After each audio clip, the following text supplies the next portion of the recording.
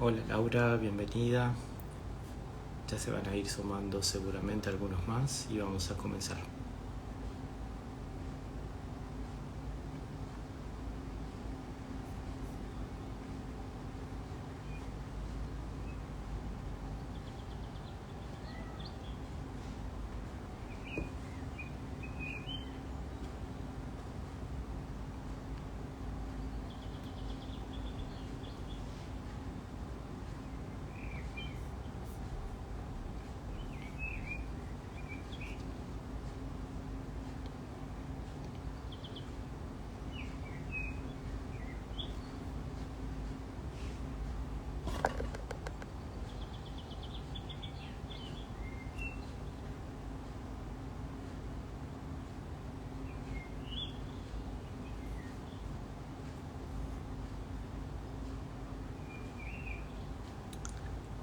Hola Marcela, bienvenida. Ahí se van sumando algunos más.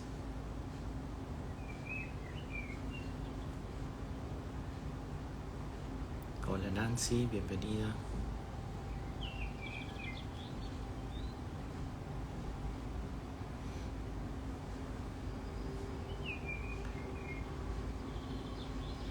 Como siempre les sugiero que vayan teniendo a mano un anotador para que después puedan volver sobre las notas que vayan haciendo durante este vivo, sugerencias también para el trabajo personal durante la semana, preguntas de reflexión, etc.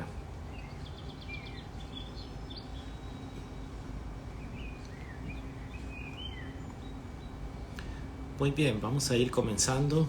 Mientras tanto, seguramente se van a ir sumando algunos más y otros podrán verlo al video en diferido. Hola Ingrid, bienvenida. Vamos a comenzar con nuestro vivo titulado Creencias, que va a girar en torno a un bestseller, Mindset, un libro realmente muy valioso para el desarrollo personal de Carol Dweck, psicóloga de la rama cognitiva. Así que este libro nos aporta insights, perlitas, podríamos decir, enfoques que son muy valiosos para nuestro desarrollo personal y para ir poco a poco encaminándonos hacia una transformación de nuestras creencias, de nuestra mentalidad o mindset, como ella lo llama en inglés, ¿no? Mindset es el modo que tenemos de pensar, el modo que tenemos de mirarnos a nosotros mismos, al entorno, el modo en que encaramos los desafíos de la vida. Así que la verdad que es algo muy pero muy valioso tener en cuenta cuál es nuestro mindset, poder identificarlo, poder trabajar sobre este sistema de creencias o sobre esta mentalidad, también lo podemos traducir así, para ir encaminándonos hacia una versión cada vez más plena de nosotros mismos, desarrollar nuestro potencial al máximo. Vamos a centrarnos en algunos tópicos en esta primera parte. En los siguientes vivos vamos a ir desarrollando otras partes de los aportes de Carol Dweck. Esta vez nos vamos a centrar en qué es el mindset, hacer un poquito un contexto dentro del marco de la psicología, cuál es el poder que tienen las creencias en la vida humana, la diferencia entre mentalidad fija y mentalidad de crecimiento, que es una distinción fundamental y es la distinción transversal que va a estar presente en este aporte de Carol Dweck, en este libro, en este bestseller que hemos mencionado, ¿no? Y finalmente vamos a abordar el tema de la depresión y cómo se relaciona la depresión con el mindset, con esta mentalidad o con este sistema de creencias, ¿no? Vamos a comenzar como hacemos habitualmente, invitando a la campana, como se dice en la tradición zen a la que pertenezco, de Thich Nhat Hanh. Invitamos a la campana. Él dice, no golpeamos la campana porque la campana es un amigo, entonces Uno no golpea a un amigo, uno invita a un amigo. Entonces él dice, hay que invitar a la campana, porque la campana a su vez es el recordatorio de que estamos morando en el momento presente, ¿sí? Moramos en el momento presente. Bienvenida, Pau.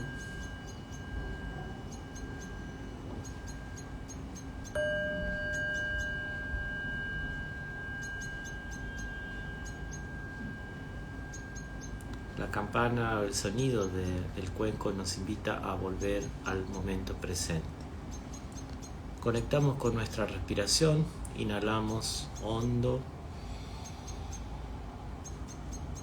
y exhalamos lentamente. Inhalamos hondo y exhalamos lentamente.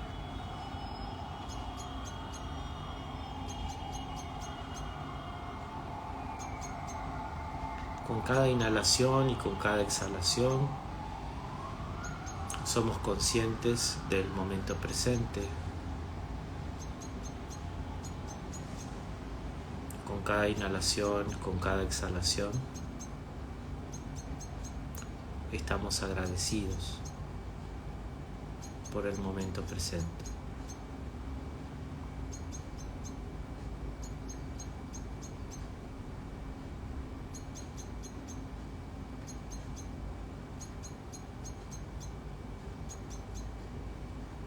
Muy bien, entonces nos preguntamos, ¿qué es el mindset? Carol Dweck nos dice, estas citas ustedes las pueden releer después en el perfil de Instagram. Dice, mi trabajo es parte de una tradición en psicología que muestra el poder de las creencias de las personas. Entre paréntesis, esta tradición es la tradición cognitiva a la que nos referíamos hace un ratito, ¿sí? Continúa.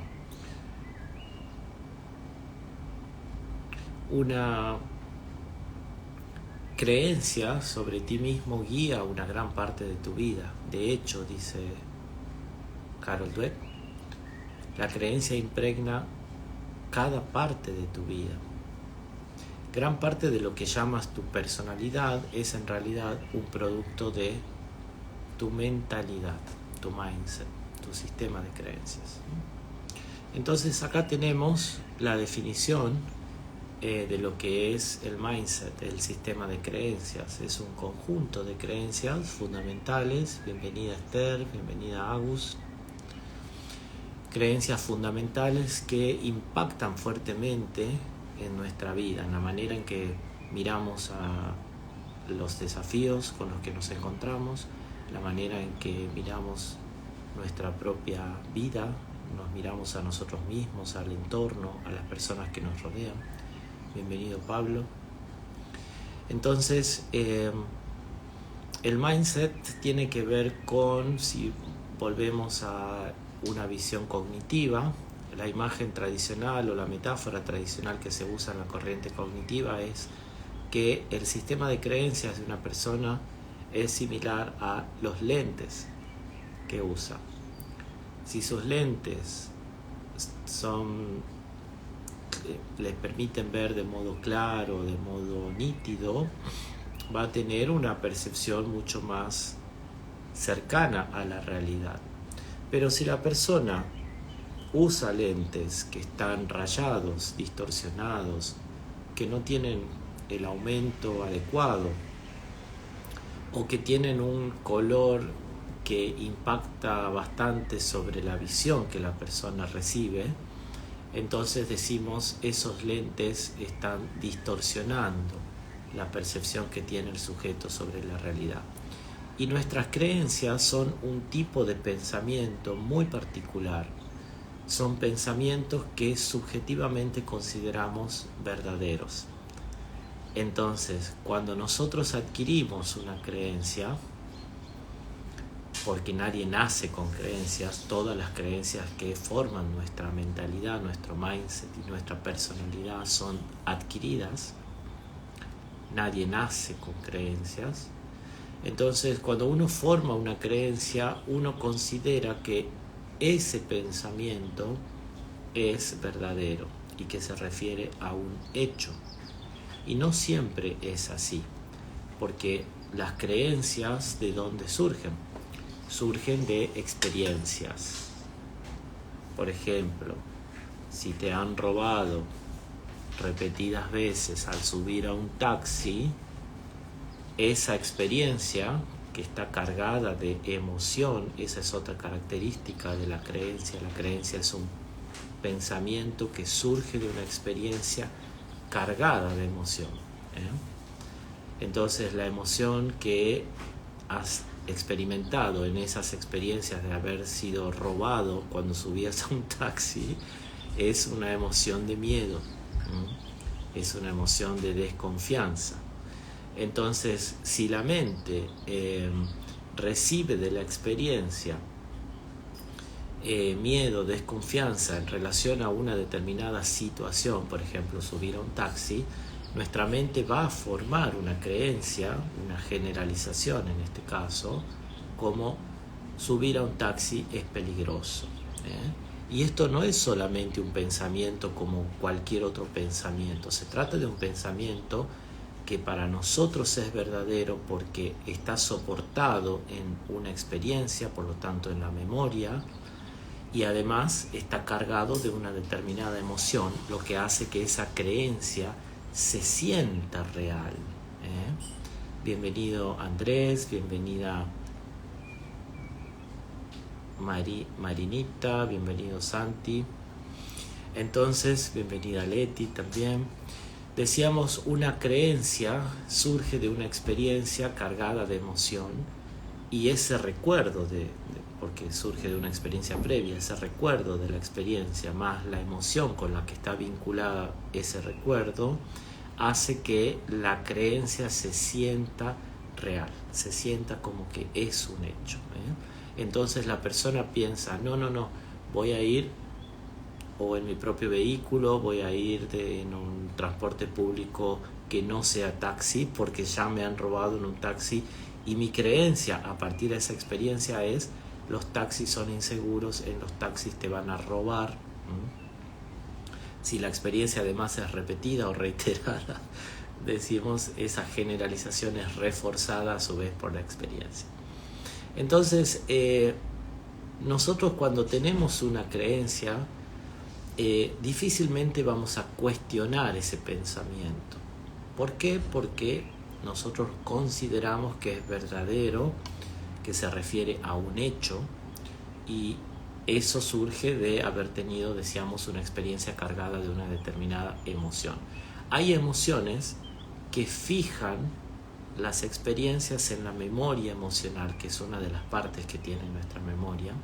Hay una parte que es episódica, que tiene que ver con situaciones que uno recuerda, hay una parte que tiene que ver con recuerdos conceptuales, y hay otra parte en la memoria, especialmente la memoria a largo plazo, que es la memoria emocional. Esa memoria emocional está cargada de recuerdos que vienen siempre con una emoción muy intensa, y si particularmente la emoción es miedo, ese recuerdo va a quedar con una intensidad particular en la memoria emocional. ¿Por qué? Porque el miedo es una emoción muy pero muy primitiva vinculada a la supervivencia, lo cual hace que si una experiencia está cargada con esa emoción, el cerebro le presta particularmente atención, porque nuestro cerebro está programado para ayudarnos a sobrevivir. Entonces, como el miedo se vincula con peligros que amenazan la supervivencia, es esperable que nuestro cerebro le preste particularmente atención a las experiencias que han sido cargadas de esa emoción miedo, ¿sí? Particularmente esa emoción. Y eso se vincula también con el estrés postraumático. El estrés postraumático, bienvenida Andrea, tiene que ver con cuánto impacta en el presente una experiencia.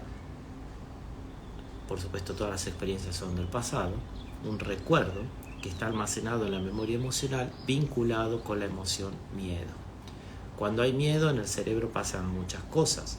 Especialmente se enciende el llamado sistema de alerta, que tiene que ver con varias estructuras en nuestro cerebro. Una de ellas es la amígdala en los dos hemisferios cerebrales, lo cual va a desencadenar una serie de reacciones vinculadas con la supervivencia, ¿no? Entonces volvemos al mindset. Es un conjunto de creencias. ¿De dónde surgen las creencias si no nacemos con creencias? Surgen de experiencias cargadas de emoción. Y si esas emociones vinculadas a esas experiencias tienen que ver con el miedo intenso, ansiedad, miedo y relacionadas con ese tipo de emoción, entonces el cerebro le va a prestar particularmente atención, y cuando surja ese pensamiento vinculado con esas experiencias y con esa emoción, vamos a tender a interpretar que se trata de un hecho, de una realidad, que es algo verdadero. Difícilmente decimos vamos a poner en duda o vamos a cuestionar nuestras creencias. ¿Por qué? Porque surgen de experiencias. Entonces, el gran desafío para nosotros es identificar cuáles son las creencias que nos abren posibilidades y cuáles son las creencias que venimos almacenando en nuestra memoria que nos cierran posibilidades, que no nos permiten avanzar, que nos estancan. Por ejemplo, volvemos al ejemplo del taxi. Si ya te han robado un par de veces al subir a un taxi, vos podés pensar, creer, es una creencia, que siempre subir a un taxi va a ser inseguro. Por lo tanto, esa creencia te va a cerrar posibilidades. Nunca más en tu vida vas a tener ganas de subir a un taxi, lo vas a dejar como última posibilidad, ni vas a preferir caminar quizás bajo la lluvia antes que tomar un taxi, ¿no? Entonces, las creencias tienden a formar generalizaciones en la mente, y si las creencias son positivas, esas generalizaciones pueden ayudarnos a liberar nuestro potencial, a desarrollarnos, o si son experiencias negativas que han generado creencias negativas, muchas veces cierran posibilidades, ¿no? Volvemos al estrés postraumático. Personas que han sufrido algún tipo de abuso sexual usualmente tienen dificultades luego para intimar con sus parejas, ¿sí?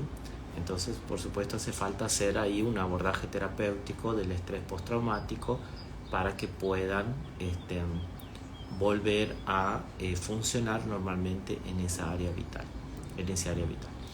Ahora, la creencia que se instauró es que el toque físico vinculado al sexo es algo negativo, es algo inseguro, y es una creencia que está almacenada en la memoria emocional, que es una memoria muy primitiva vinculada con la supervivencia, y por lo tanto activa reacciones automáticas.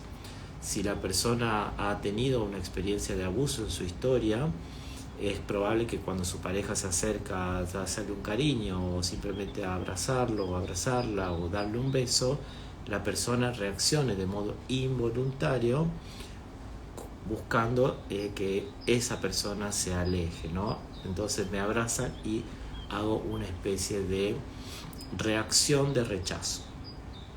Eso es muy doloroso para la pareja, hasta que entiende que se trata de una reacción involuntaria que tiene que ver con la memoria emocional, que tiene que ver con la secuela de un trauma, que tiene que ver con creencias muy profundas que se han instaurado a partir de esas experiencias dolorosas, ¿verdad?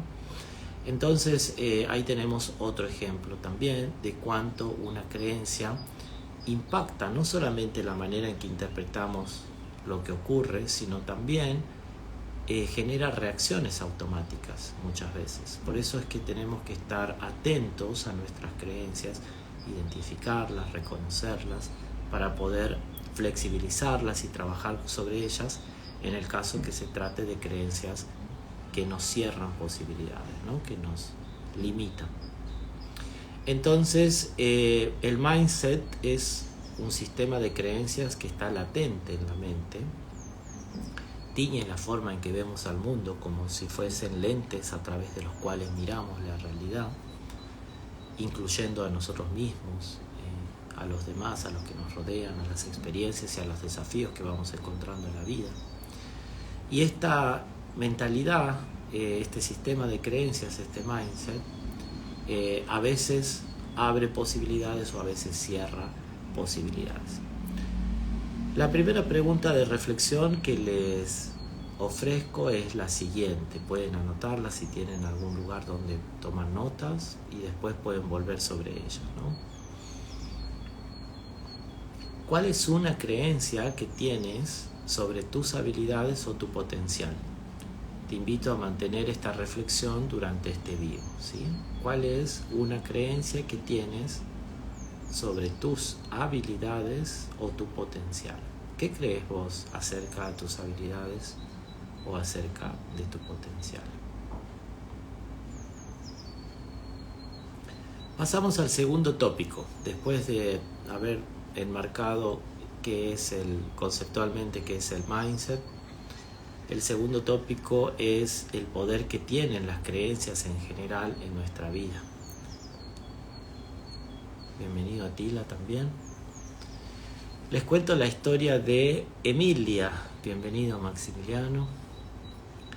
Emilia siempre creyó que no era creativa porque su profesor de artes plásticas en la escuela primaria una vez comentó en el grado, delante de todos los compañeros, que las pinturas de Emilia eran demasiado caóticas. Ahí tenemos un recuerdo cargado de emoción, en este caso vergüenza posiblemente, todos los compañeritos de la escuela mirando, el profesor, una figura de autoridad, formulando un juicio acerca de la calidad del dibujo de esta alumna. Sus pinturas son demasiado caóticas, dijo. Entonces Emilia, a partir de esa experiencia, formó la creencia que la mantuvo durante muchos años. Y su creencia decía algo así como: soy un desastre en artes plásticas, no sirvo para las artes plásticas. Un día un amigo invitó a Emilia por el barrio de Belgrano a hacer un taller acerca de arte. Por supuesto que lo primero que dijo no, de ninguna manera, pero este amigo le insistió. Bueno, accedió más que nada por su amigo, por ser gentil con la invitación. Y en este taller de arte, Emilia descubrió, acá está lo importante, que no existe un solo tipo de arte. El arte que su maestro de primaria se refería y al que quería incentivar a Emilia es un arte más tradicional que copia la naturaleza, como decía Aristóteles, el arte copia la naturaleza. Entonces es un tipo de arte más realista, podríamos decir, que tiene que ver con copiar prácticamente de modo exacto o lo más parecido posible un objeto del mundo sobre un lienzo o sobre un papel. Pero por suerte, bienvenida Sandra, Emilia, a partir de esta experiencia que tuvo en este taller de arte, pudo descubrir que el arte es mucho más que una copia similar a un objeto. El arte también tiene que ver con expresión, y la esencia del arte es la expresión de mi ser, la expresión de mi yo. Y descubrió que existe un arte abstracto y que ella desde muy pequeña, lo que su maestro de artes plásticas llamaba arte caótico, era en realidad arte abstracto. Lo podríamos definir o etiquetar dentro de esa categoría, ¿no? Eso fue totalmente liberador, esta segunda experiencia de Emilia, que viene a flexibilizar una creencia de hace muchos años a partir de una experiencia negativa en el aula, ¿no? A partir de este descubrimiento, Emilia empieza a practicar este tipo de arte que desde muy pequeña le sale de modo espontáneo, lo que su profesor llamaba caos. Ahora ella lo puede llamar expresión libre del yo de modo abstracto, ¿verdad? Bien. Entonces, fíjense el poder que tienen las creencias. ¿Cuántos años pasó Emilia sin desarrollar arte de ningún tipo, simplemente por haberse sentido avergonzada en su escuela primaria ante ese comentario de su profesor de artes plásticas, ¿no? Bienvenido, George, José. Entonces, ese es el poder que tiene una creencia. Uno dirá, no, una creencia es solo un pensamiento. No.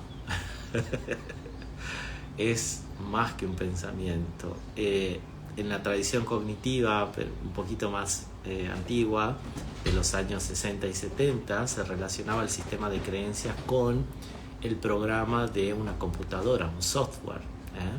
La computadora va a funcionar de acuerdo al programa que le permita funcionar. Entonces, nuestro sistema de creencias, nuestro mindset, es como el software de nuestro hardware, que es nuestro cerebro, ¿verdad? Entonces es el programa de la computadora, es el programa de nuestro cerebro, es nuestro mindset, es el sistema de creencias. Ahora, las creencias impactan, como vemos en este ejemplo de Emilia, fuertemente en las decisiones que ella toma, concretamente en relación al arte, en el modo en que se siente, en el modo en que actúa. En este caso deja de desarrollar todo su potencial artístico a partir de esa experiencia y de esa creencia de soy un desastre para el arte. Entonces es muy importante poder observar que nuestro cerebro, si bien tiene automatismos que son más primarios que nuestro sistema de creencias, lo que Daniel Goleman llama la vía inferior tiene que ver con un montón de automatismos, reacciones, instintos, reflejos que están al servicio de la supervivencia, que nos llevan básicamente a tres modos de reacción. Cuando hay un peligro o sentimos miedo, tenemos la tendencia a pelear, a huir o a quedarnos paralizados, ¿no? En inglés se lo conoce como el sistema de las 3 Fs, porque son palabras que tienen que ver con estas tres reacciones del cerebro primitivo, de la vía inferior, como le llama Goleman. Son fight, pelear; fly, es huir o salir volando, en el caso de las aves; y freeze es quedar congelado, ¿no? Tres tipos de reacciones que tenemos entonces involuntarias ante un miedo muy intenso que amenaza a nuestra integridad física o a la supervivencia. Ahora, tenemos otra vía, además de la vía inferior, dice Goleman, tenemos una vía superior que tiene que ver con la neocorteza y con todo el procesamiento lingüístico que hacemos de la información.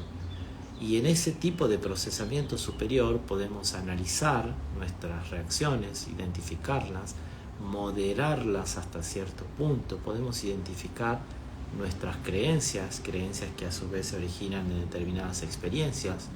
Podemos entender tal creencia surge de tal experiencia. Podemos empezar a hacer conexiones entre experiencias y creencias, y podemos empezar a diseñar un plan de acción consciente para modificar lo que nos esté limitando, lo que no nos permite avanzar o desarrollar nuestro potencial, ¿verdad? Entonces, la vía superior, en la terminología de Goleman, tiene que ver con la reflexión, tiene que ver con el procesamiento mental, tiene que ver con el darse cuenta también. Así que ahí vamos a incorporar tanto la reflexión como el mindfulness, ¿sí? La capacidad de identificar, observar sin juzgar, de darnos cuenta de lo que está ocurriendo dentro y afuera de nosotros mismos. Y también en esa vía superior va a estar el procesamiento de tipo reflexivo, que es lo que usualmente hacemos en el trabajo psicoterapéutico, ¿verdad? Identificamos creencias, los vinculamos con experiencias y luego discutimos eso, lo procesamos lingüísticamente y se diseña un plan de acción para justamente poder flexibilizar pensamientos que sean muy rígidos, creencias que sean muy limitantes, de manera que podamos avanzar en nuestro desarrollo personal. Muy bien, trabajos para ustedes a partir de este segundo tópico. Pregunta: ¿puedes identificar una creencia que haya influido significativamente en las decisiones de tu vida? ¿Puedes identificar una creencia que haya influido significativamente en las decisiones de tu vida?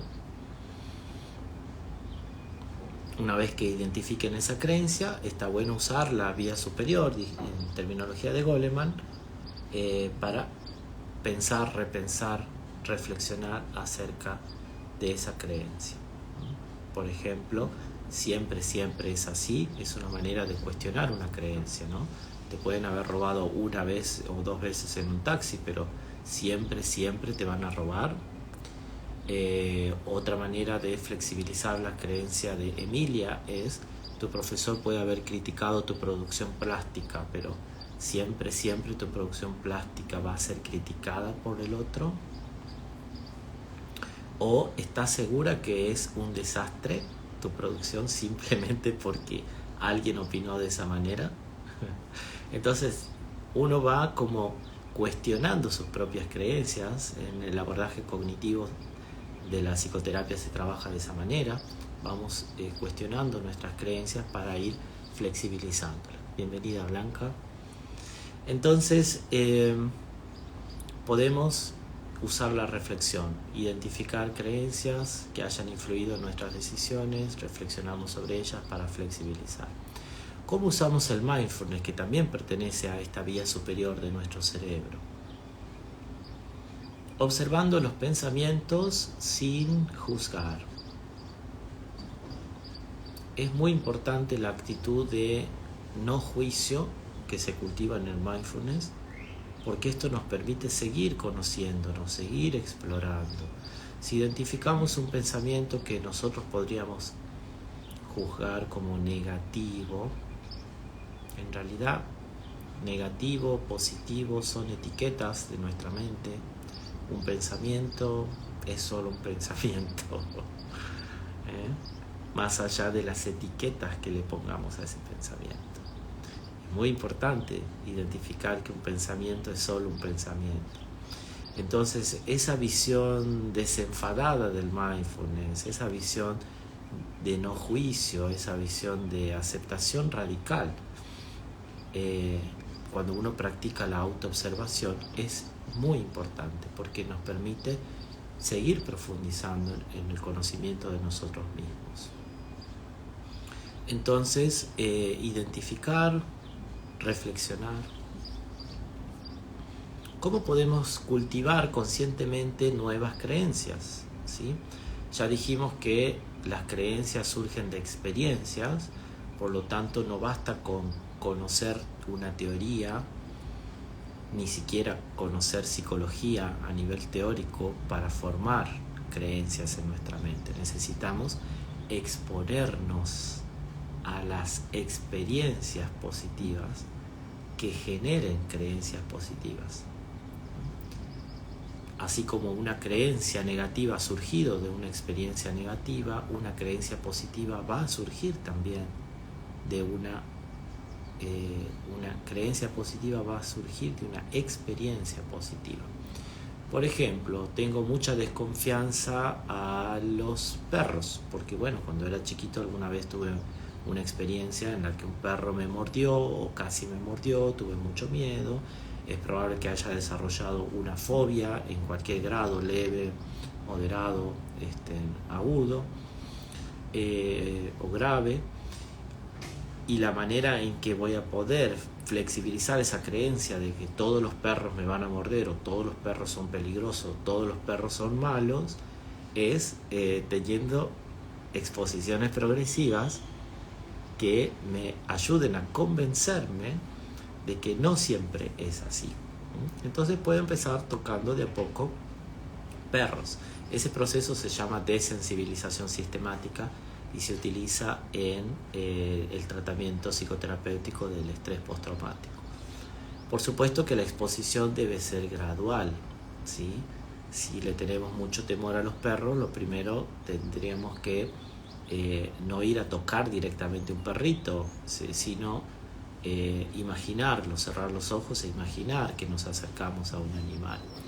Luego podríamos verlo en un video, luego podríamos acercarnos a un perrito de peluche, luego podríamos acercarnos a un pequeño cachorro amigable y luego a un perro un poco más grande, ¿sí?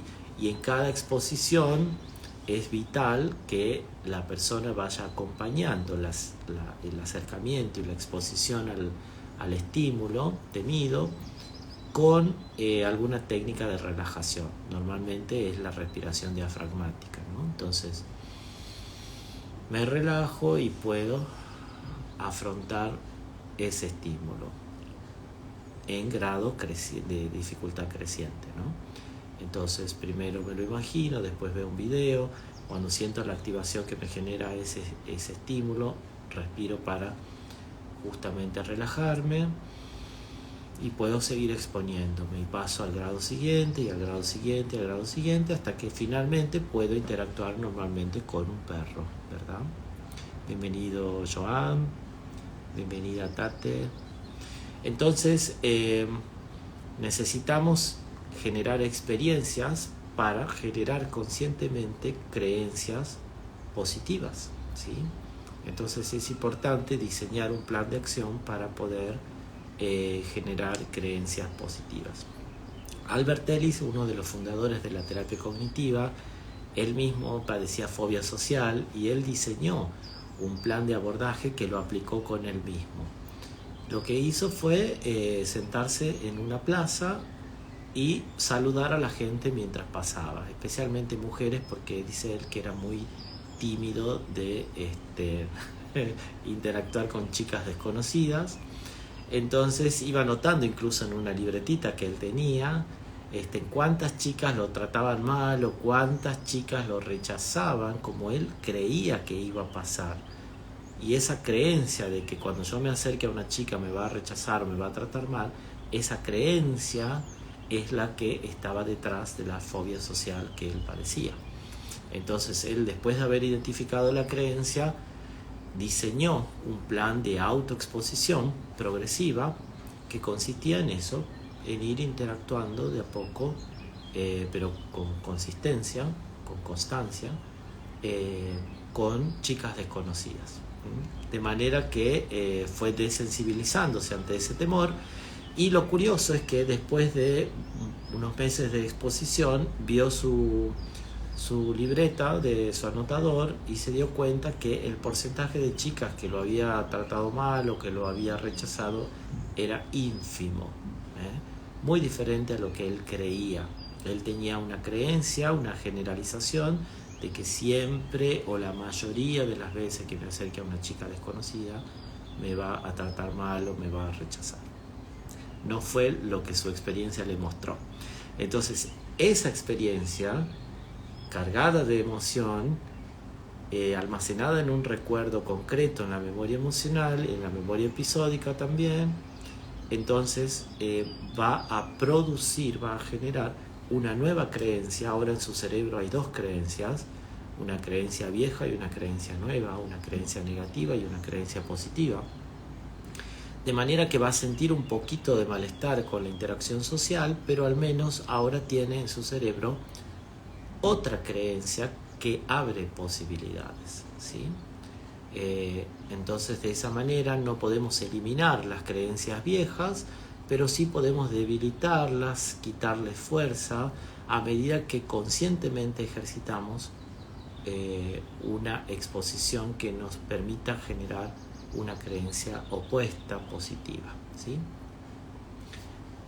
Muy bien, entonces los animo también a, una vez que ustedes identifiquen alguna creencia limitante, diseñar su propio plan de acción.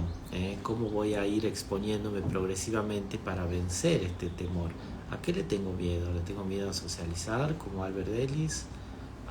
¿O le tengo miedo a hacer un dibujo porque alguna vez alguien se burló de ese dibujo?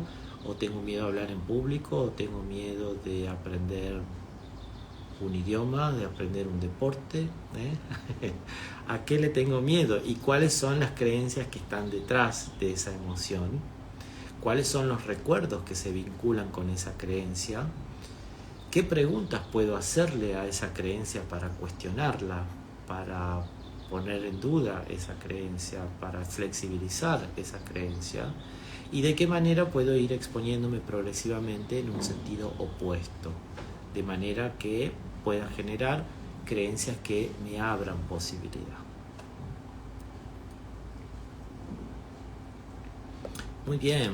Recuerden que ustedes siempre que necesiten preguntar algo lo pueden hacer acá en el cuadrito de comentarios. Así que yo los voy leyendo. Si hay preguntas, dudas, comentarios, bienvenidos. Pasamos al tercer tópico del vivo de hoy. La diferencia entre nuestra mentalidad fija y la mentalidad de crecimiento. Les voy a contar la historia de Javier.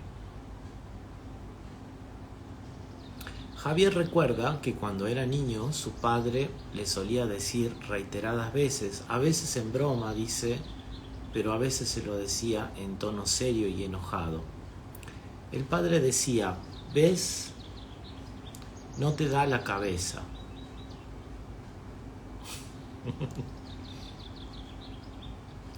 Y a veces, dice Javier, me decía simplemente, no te da, nada que hacer. No te da la cabeza, no te da, nada que hacer. Pero también recuerda que su padre solía hablar con otros adultos, refiriéndose a su hermana mayor, Sonia, y se refería a Sonia de una manera totalmente diferente. El padre solía decir, Sonia es una luz, Sonia es brillante como su madre. Su madre había fallecido hace algunos años atrás. Javier llegó a convencerse de adulto que la inteligencia es algo innato, algo con lo que uno nace. Algunos nacen inteligentes, pensaba Javier, y otros nacen bobos, lelos, gente que no le da la cabeza, como decía su papá. No te da, no hay nada que hacer.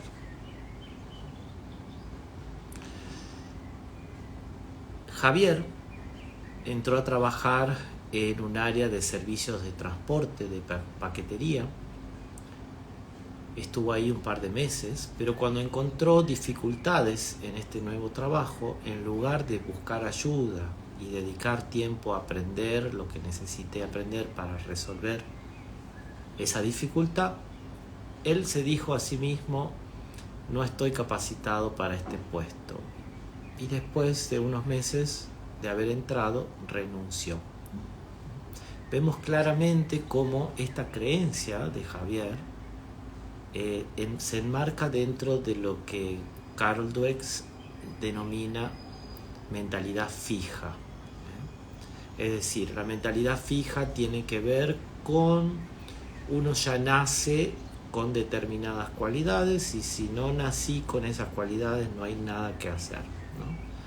Dice Dweck, esta cita la pueden releer después en las publicaciones que están en mi perfil de Instagram. Dice, ¿cómo puede una simple creencia transformar tu psique y por ende tu vida? Creer que tus cualidades están talladas en piedra, lo que yo llamo mentalidad fija, crea la urgencia de probarte a ti mismo una y otra vez. Sientes que debes probar y mostrar que tienes cierto grado de inteligencia, cierto carácter, una cierta moral, simplemente porque no se vería bien ni se sentiría bien carecer de estas cualidades básicas. Entonces, ¿qué es la mentalidad fija? La creencia de que nuestros talentos y habilidades están talladas en piedra, es decir, son innatos. Yo nazco con talentos o nazco sin talentos. Además, implica la autoexigencia de tener que mostrarme constantemente a mí mismo y a los demás que yo valgo, que soy competente. ¿Por qué? Porque de lo contrario, si no me demuestro y no a mí mismo y a los otros que soy competente, que yo valgo, eso me avergüenza y surge el pensamiento de no soy suficiente, no soy suficiente. Aunque los demás digan lo contrario, porque acá la procesión va por dentro, como dice el dicho, ¿verdad?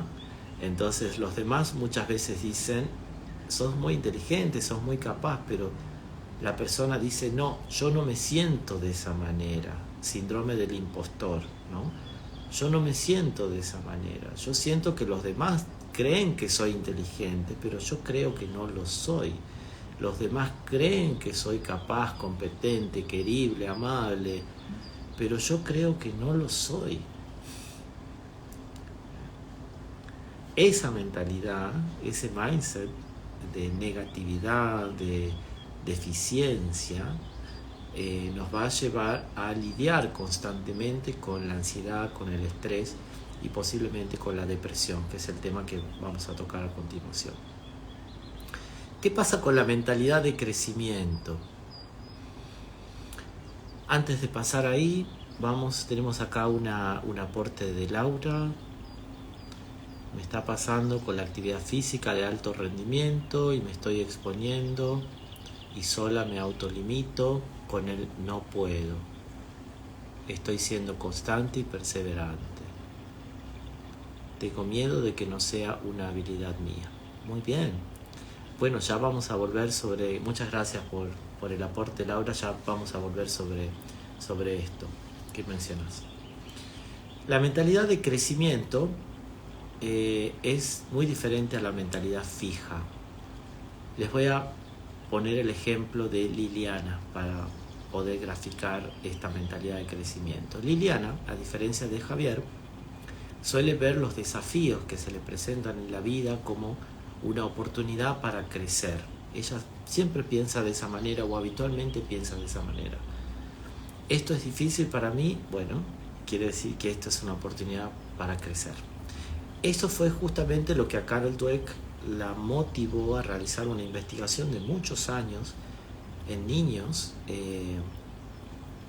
especialmente de escuela primaria, porque ella veía que había niños que se incentivaban a sí mismos con los desafíos y había otros que entraban en pánico, ¿no? Y ahí fue que ella empezó a darse cuenta, ya que las situaciones externas eran las mismas para ambos grupos de niños, por qué algunos niños tenían esa manera de afrontar los desafíos, de entrar en pánico, aislarse, bloquearse, y por qué había otros niños que ante esa misma experiencia se sentían más motivados, como energizados. Pero entonces esto es un desafío, quiere decir que esto a mí me motiva, decían este otro grupo de niños, ¿no? Bueno, el segundo grupo de niños es lo que Carol Dweck llama mentalidad de crecimiento, poseen ese mindset.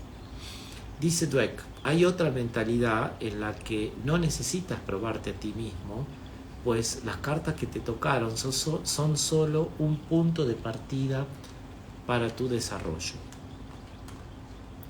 Esta es una mentalidad de crecimiento y se basa en la creencia de que tus cualidades son algo que puedes cultivar a través de tus esfuerzos, tus estrategias y la ayuda de los demás. Aunque las personas puedan diferir en todos los sentidos, en sus talentos y aptitudes iniciales, intereses o temperamentos, todos pueden cambiar y crecer a través del empeño y la experiencia. Fantástica cita de Carol Dweck. La pueden releer luego en mi perfil de Instagram. Hola Mica, bienvenida. Entonces, fíjense, no es que uno nace o no nace con talento, sino que todos podemos desarrollar talentos, podemos perfeccionarnos en distintas áreas a través del esfuerzo, a través de cambiar de estrategias. Hay estrategias que no funcionaron, probar otras estrategias y a través de la ayuda de los demás. lo que Vygotsky allá hace varias décadas atrás, un pionero en la psicología de la educación, decía, o él llamaba andamiaje. Los niños necesitan un soporte, que muchas veces es el maestro, o es otro compañerito que está más avanzado, o es otra persona, o es un psicopedagogo, o es un terapeuta, depende del área en el que el niño necesite un apoyo. A veces los niños necesitan ese soporte, ese apoyo, ese andamiaje. El andamio es esa estructura que se pone cuando uno está construyendo un edificio. Una vez que se construye el edificio se puede mantener por sí mismo, el andamiaje se retira, ya no es necesario. Lo mismo pasa con el andamiaje humano. A veces necesitamos videos tutoriales, que es un tipo de andamiaje virtual, necesitamos libros, necesitamos maestros, que son andamiajes de carne y hueso, necesitamos información, necesitamos psicoterapia, necesitamos la experiencia de otras personas que nos enriquezcan. Todo eso son andamiajes. Pero una vez que nosotros incorporamos el aprendizaje por nosotros mismos, ya no necesitamos, o al menos ya no necesitamos tanto de esos andamiajes, ¿sí? Entonces eso es muy importante. Una vez que uno desarrolla destrezas, habilidades, mediante el esfuerzo, perseverancia, cambiar de estrategias y mediante la ayuda de los demás, entonces podemos sentir que estamos dentro de la mentalidad de crecimiento. No es que los talentos y las habilidades son algo tallado en piedra con lo que uno nace, no es así. Yo puedo tener dificultades para socializar como Albert Ellis, puedo padecer incluso una fobia social como él, y aún así poder liberarme de esas creencias autolimitantes, flexibilizar esos esquemas, y poder crecer en habilidades sociales, que es justamente lo que él necesitaba, ¿verdad? Entonces, esta mentalidad de crecimiento es muy importante porque nos abre puertas. Por lo tanto, ¿existe el fracaso desde una mentalidad de crecimiento? ¿Qué es el fracaso en una mentalidad de crecimiento? A ver, ponerse un objetivo y fallar en el intento para una mentalidad fija sería igual a fracaso. Es más que una falla. Una falla, una persona que posea un mindset de ese tipo, una mentalidad fija, una falla la va a llamar fracaso. Fracaso tiene otro, entonces me fue mal en un examen, fracasé. Me fue mal en un trabajo, fracasé. Me fue mal en una relación afectiva, fracasé. Me fue mal en un deporte, fracasé. Bueno, ese tipo de mentalidad que le llama fracaso a las fallas o a los contratiempos, esa palabra me gusta más incluso, desde una mentalidad de crecimiento, lo que esta persona con mentalidad fija le llama fracaso, una persona con mentalidad de crecimiento lo llama contratiempo, lo llama instancia de aprendizaje, lo llama oportunidad de crecimiento. Fíjense si no nos abre puertas. Cambiar nuestro mindset desde una mentalidad cerrada hacia una mentalidad de crecimiento. No existe el fracaso para una mentalidad de crecimiento. Es un contratiempo, es una demora en un proceso. Es decir, todavía no conseguí el objetivo, pero lo podría llegar a conseguir.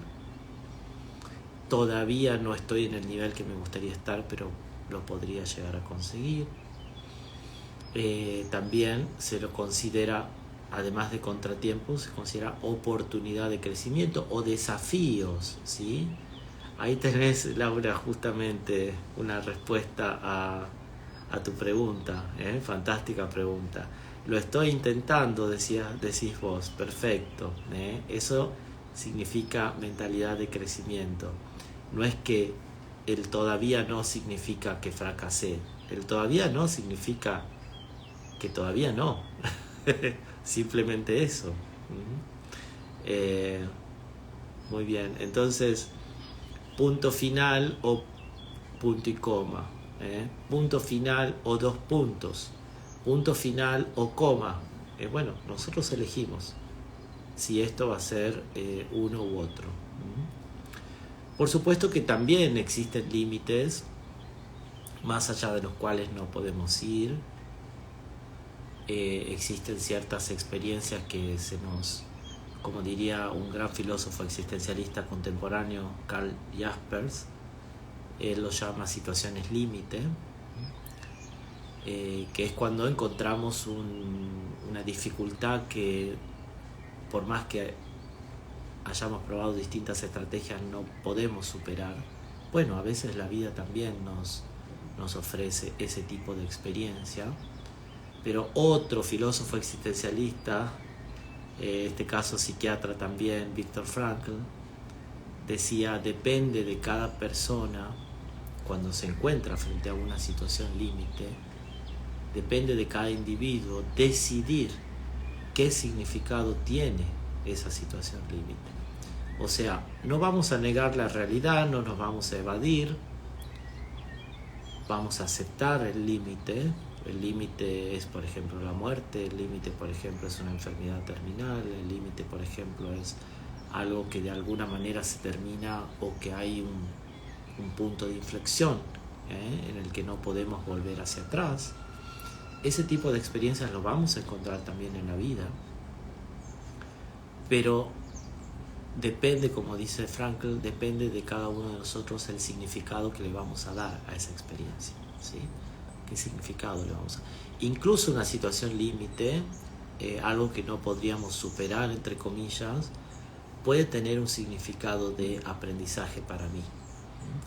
Y por lo tanto, no es un punto final. Será un punto y aparte, será el inicio de un nuevo capítulo, pero no necesariamente un punto final, salvo que yo decida que así sea, ¿verdad? Entonces está en nuestro poder el decidir qué significa la experiencia, ¿no? No se trata de negar la experiencia, se trata de elegir libremente el significado que le doy a esa experiencia. Y eso entra dentro de lo que significa ser un ser humano, tener libre albedrío, elegir la actitud, dice Frank, con la que abordo una experiencia límite o el significado que le atribuyo a esa experiencia. Eso es también mentalidad de crecimiento en terminologías de Carol Dweck. ¿Qué pasa en la depresión? Bueno, una mentalidad fija nos va predisponiendo a la depresión, porque la depresión implica tristeza, desánimo, culpa, a veces ansiedad también. A nivel emocional, a nivel conductual es desmotivación constante, abulia se llama ese síntoma, falta de disfrutes de actividades que antes disfrutaba la persona, eso se llama anedonia, aislamiento social y otros síntomas, en este caso cognitivos, como desesperanza o visión negativa del futuro, una anticipación pesimista, rumiación, darle vueltas y vueltas y vueltas a la misma idea, la desatención, ya cuando el cerebro está agotado, eso se llama hipoprosexia, y síntomas físicos, alteraciones en el sueño, alteraciones en el apetito y en el peso corporal, descuido de la higiene corporal, negligencia de responsabilidades cotidianas. Bueno, todo eso que llamamos, todos esos síntomas emocionales, conductuales, cognitivos y físicos y sociales, es lo que llamamos síndrome depresivo o depresión. Ahora, Dweck estudió, y esto es muy interesante, qué ocurre en personas que padecen depresión leve, moderada y grave, con distintos mindsets. Porque no es que tener una mentalidad de crecimiento va a evitar que desarrollemos eventualmente una depresión. No, hay que ser muy realista. Uno puede tener una mentalidad de crecimiento y aún así atravesar por una depresión, por supuesto que sí. Pero es muy interesante lo que ella halló en su estudio de personas que padecen depresión, les decía en distintos grados, ya sea que tengan una mentalidad fija o una mentalidad de crecimiento. Lo que halló es que las personas que tienen mentalidad fija en la depresión la pasan, como es esperable, mucho peor. Más pesimismo, mucho más desmotivación y más estancamiento. Mientras que las personas que atraviesan por una depresión, pero tienen una mentalidad de crecimiento, tienden a interpretar incluso la depresión como un desafío. Lo que no te mata te fortalece, ¿verdad? Como decía Nietzsche. Entonces, vemos ahí que la mentalidad de crecimiento, si bien no nos exime de desarrollar eventualmente una depresión, está al servicio de que esa depresión no sea un punto final para nosotros. Por lo tanto, la mentalidad de crecimiento nos va a permitir tener mayor resiliencia y incorporar a partir de esa experiencia un aprendizaje que nos va a servir para lo que viene en nuestra vida, ¿sí? Muy bien, entonces ahí está. ¿Alguna otra pregunta, comentarios que ustedes quieran agregar? Yo los leo con mucho gusto desde acá, desde el cuadrito de comentarios.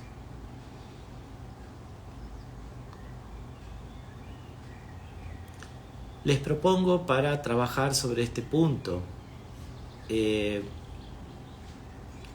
se pregunten la última vez que atravesaron por un estado depresivo, ¿cuál fue la mentalidad que tenían en ese momento? ¿Era una mentalidad fija, una mentalidad cerrada, una mentalidad de punto final?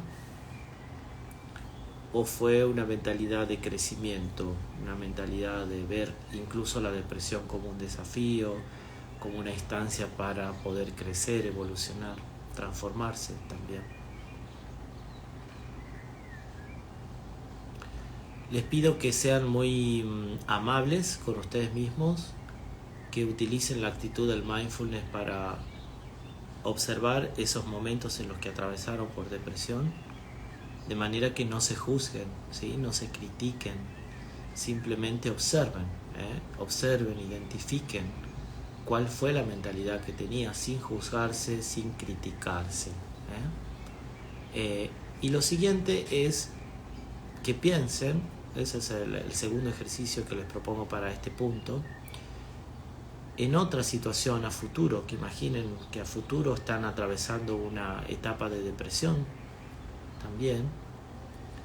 ¿Qué podrían hacer en esa oportunidad para pasar hacia una mentalidad de crecimiento, incluso atravesando por ese estadio o esa etapa o esa fase emocionalmente difícil y desafiante como es la depresión? ¿Qué podrían hacer para cultivar desde ahí una mentalidad de crecimiento? Muy bien, llegamos al final de nuestro vivo de hoy. ¿Hay alguna pregunta, comentario, aporte? Muchas gracias por los corazones.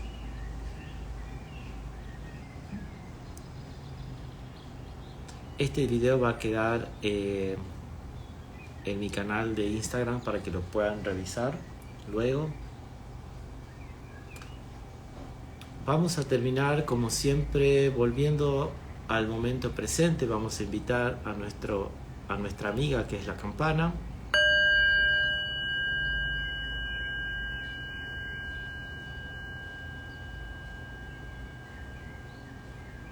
La campana es un recordatorio de que estamos vivos y nos invita a volver al momento presente.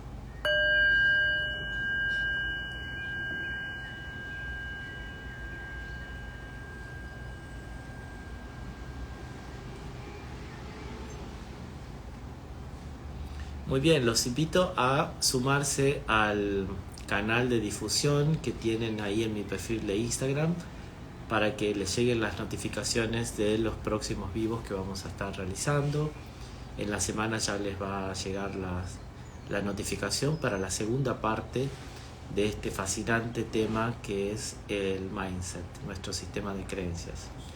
Les mando un abrazo a todos y nos vemos en los próximos vivos.